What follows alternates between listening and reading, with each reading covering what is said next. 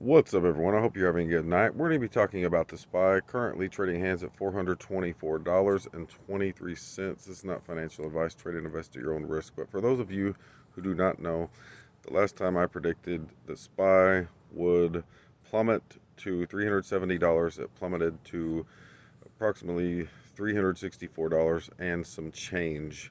So, what I was seeing last Friday in the price action is some very controlled buys up to $438.08.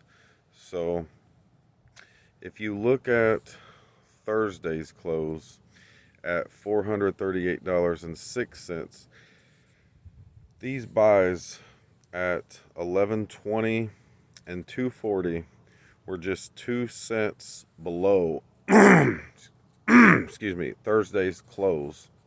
So why would a hedge fund slash institutional firm want to buy in really heavy in a very systematic, controlled buy where the price, where the buy-in does not exceed the last close? Well,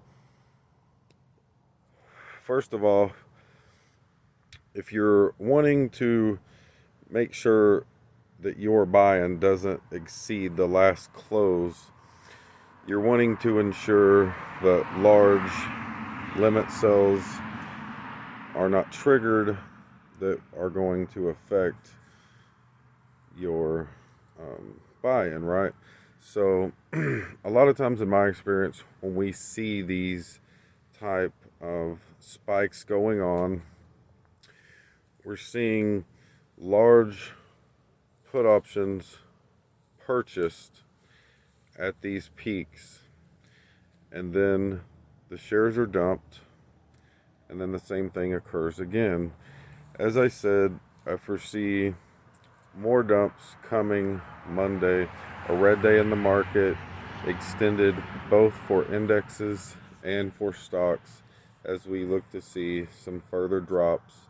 So either for hedge funds slash institutional firms who either did not think to short the SPY when it was higher and did not foresee such drops coming, or those just looking to add more short positions and just to increase their short positions, I feel there is a very strong chance for the SPY to dump to $370 come Monday. So what I am suggesting is,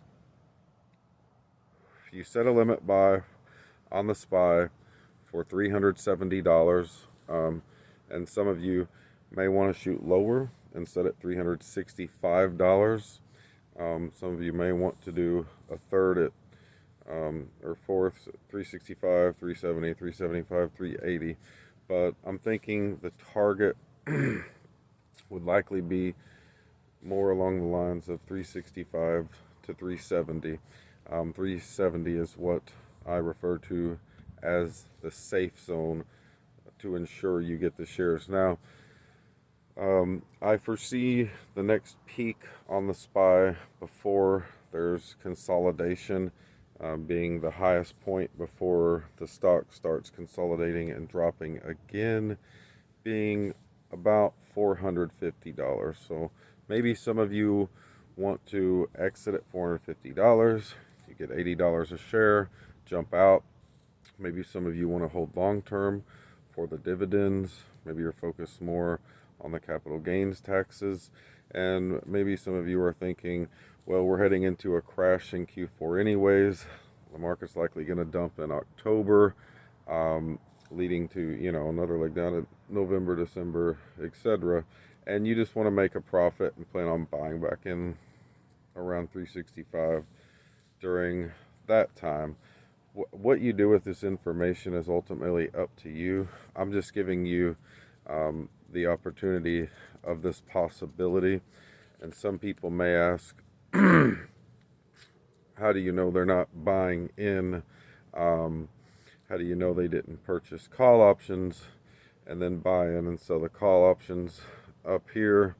Um, that is always a possibility. However, it just doesn't make sense to me. Like I said, it certainly makes a lot more sense that we're going into further red on Monday. So, anyone who's going to take a chance to buy call options and get the price up here when someone else could create a sell that screws that up for you makes absolutely no sense, when it should be obvious that the price of the SPY is going to continue dropping. It makes a lot more sense to get the put options. So that's my take on the price action that I see. That's what I foresee happening. So I wanted to get this information out there to you in case you want to take advantage of this.